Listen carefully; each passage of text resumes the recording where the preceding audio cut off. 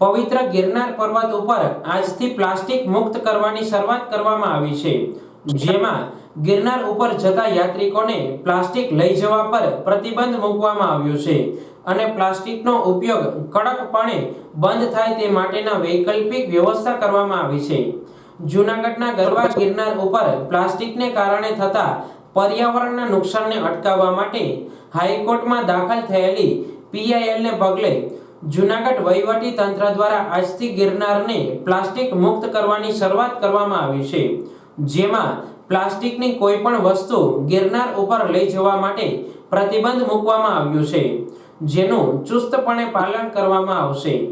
ગિરનાર ઉપર આવતા પ્રવાસીઓ માટે પાણીની સુવિધા મળી રહે તે માટે આજે 120 જેટલા વેપારીઓને 600 જેટલા કેરબાઓ વિના મૂલ્યે વિતરણ કરવામાં આવ્યું હતું, તેમજ કાચની અને માટીની બોટલો પણ આપવામાં આવી હતી।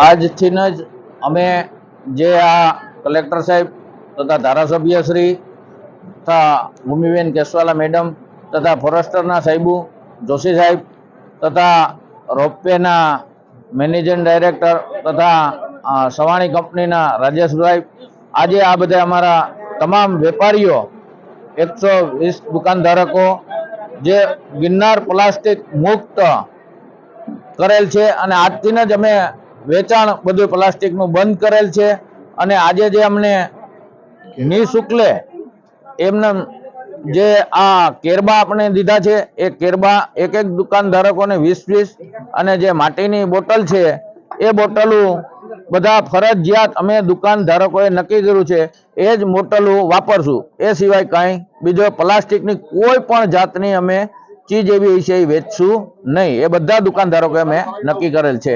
આજથી તમામ વેપારીઓને પ્લાસ્ટિકની કોઈ પણ વસ્તુઓ વેચવા પર પ્રતિબંધ મૂકી દેવામાં આવ્યો છે અને આગામી સમયમાં આ નિયમ વધુને વધુ કડક બનાવવા માટે વહીવટી તંત્ર અને વન વિભાગ દ્વારા એક્શન પ્લાન તૈયાર કરવામાં આવ્યો છે, જેમાં આગામી સમયમાં તમામ ચીજ વસ્તુઓ જે પ્લાસ્ટિકમાં વેચાય છે તેના ઉપર પ્રતિબંધ મૂકી દેવામાં આવશે। વન વિભાગ અને વહીવટી તંત્ર દ્વારા ઉપર જતા પ્રવાસીઓનું ચેકિંગ પણ કરવા માટેનું આયોજન કરાયું છે, તેમજ જે માટીની બોટલો કે કાચની બોટલો પર કરશે તેને રિફંડ અમુક રકમ બાદ કરીને ફરી ચૂકવી દેવામાં આવશે, તે માટેનું પણ આયોજન કરવામાં આવી રહ્યું છે। ગિરનારને પ્લાસ્ટિક મુક્ત કરવાના અભિયાનની આજે જૂનાગઢથી શરૂઆત થઈ ગઈ છે। વહીવટી તંત્ર અને ફોરેસ્ટ ડિપાર્ટમેન્ટ દ્વારા આજનો આ કાર્યક્રમ કે ગિરનારની સીડીઓ ઉપર જે દુકાનો છે ત્યાં પ્લાસ્ટિકની પાણીની બોટલો હોય એ વેચવાનું બંધ થાય અને એમના ઓપ્શન રૂપે આજે સાંસદશ્રી અને ધારાસભ્યશ્રી બંનેના સહયોગથી ઉષા બેકરો અને ઉડન ખટોલા એટલે કે રોપવે અને ઉપરકોટ સવાણી ગ્રુપના સહયોગથી આજે આ 600 જેટલા કેરબા 120 દુકાનદારોને વેચાણ કરી અને એની શરૂઆત કરવામાં આવી છે ને એમની સાથે માટીથી બનતી બોટલો પણ દુકાનદારો વેચે અને સાથે એક પદ્ધતિ આજે દુકાનદારો સાથે પણ કરી છે, બાયબેકની સિસ્ટમ પણ રાખી કે જેથી લોકો પાછા આવે તો પાછી દઈ જાય તો એમને અમુક રૂપિયા પાછા મળી જાય, એટલે એમને એક તો પ્રવાસીઓને પણ ખર્ચ ઓછો થાય અને પ્લાસ્ટિકનો ઉપયોગ પણ બંધ થાય। આ એક નવી પદ્ધતિથી દરેક દુકાનદારોને સમજ સાથે આજે શરૂઆત કરવામાં આવી છે અને અભિયાનથી લોકો પણ આની અંદર જોડાય, કારણ કે કોઈ અભિયાન તંત્ર અને ખાલી દુકાનદારો ઉપર આપણે છોડી દસી તો નથી થવાનું।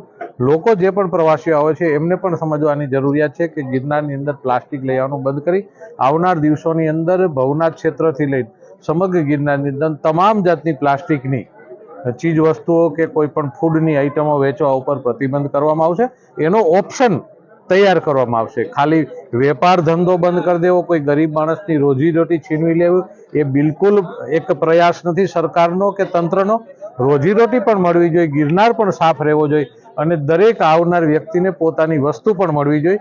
આ એક પ્લાન સાથે તંત્ર દ્વારા આજે શરૂઆત કરવામાં આવી છે, તો અપેક્ષા રાખીએ કે લોકો પણ આની અંદર સહકાર આપે, વેપારી મિત્રો પણ સહકાર આપે અને તંત્ર એમનું કડક રીતે કાયદાનું પાલન કરાવે। આ ત્રણેય સંગમથી આપણે આજથી આ ગિરનાર પ્લાસ્ટિક મુક્ત અભિયાનની શરૂઆત કરી છે। દિવસે દિવસે થશે, આજથી જ પ્લાસ્ટિક મુક્ત નથી થવાનો, આને સમય લાગશે પણ શરૂઆત આજે થઈ છે।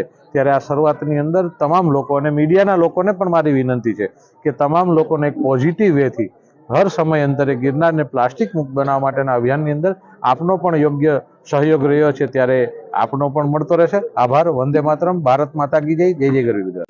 ગિરનારને પ્લાસ્ટિક મુક્ત કરવા માટે વહીવટી તંત્ર તેમજ સરકાર આગળ આવી રહી છે, ત્યારે ગિરનાર ઉપર 120 જેટલા વેપારીઓ જે પોતાનું ગુજરાન ચલાવવા માટે ધંધા રોજગાર કરી રહ્યા છે, તેઓ પણ પ્લાસ્ટિક મુક્ત ગિરનાર કરવા માટે નેમ લીધી અને આજથી જ પ્લાસ્ટિકની તમામ ચીજ વસ્તુઓ જે વેચાઈ રહી છે તે ન વેચવા માટેની તૈયારીઓ બતાવી હતી અને નિર્ણય કર્યો છે. આમ જૂનાગઢ ગરવા ગિરનારને પ્લાસ્ટિક મુક્ત કરવા માટે વહીવટી તંત્ર, વન વિભાગ અને સરકાર કટિબદ્ધ બની છે અને જે માટેની આજથી શરૂઆત કરવામાં આવી છે. પ્લાસ્ટિક મુક્ત ગિરનારની નેમ સાથે આપણે લગભગ 2-3 મહિના પહેલાં આની જે પ્રાઇમરી મિટિંગ્સ વગેરે શરૂ કરેલી હતી અલગ અલગ પ્રકારના જે વેન્ડર્સ છે એમની સાથે. આશય એ હતો કે પ્લાસ્ટિકની વસ્તુઓ ઉપર લઈ જતા જે બેન કરીએ એની પહેલાં એક ઓલ્ટરનેટ વ્યવસ્થા શરૂ કરી કે જેથી લોકોને એક ઓલ્ટરનેટ વ્યવસ્થા મારફતે પાણી મળી. એના અનુસંધાને જ આજે 600 જેટલા કેરબાનું વિતરણ માન્ય ધારાસભ્યશ્રી, સાંસદ સભ્યશ્રી, ઉષા બ્રેકો અને સવાણી ગ્રુપના સહયોગથી કરવામાં આવ્યું છે. હવે આજથી અમે એક જાહેરનામું પણ પ્રસ્તુત કરી રહ્યા છીએ કે જેમાં પ્લાસ્ટિકથી બનેલી જે બનાવટ છે એને આજે સીડી મારફતે ઉપર લઈ જવા પર બેન મૂકીશું અને એનું આખું જે મોનિટરિંગ છે, ચેકિંગ છે, એમાં ખાસ વન વિભાગનો પણ એમાં સહયોગ લેવાના છે.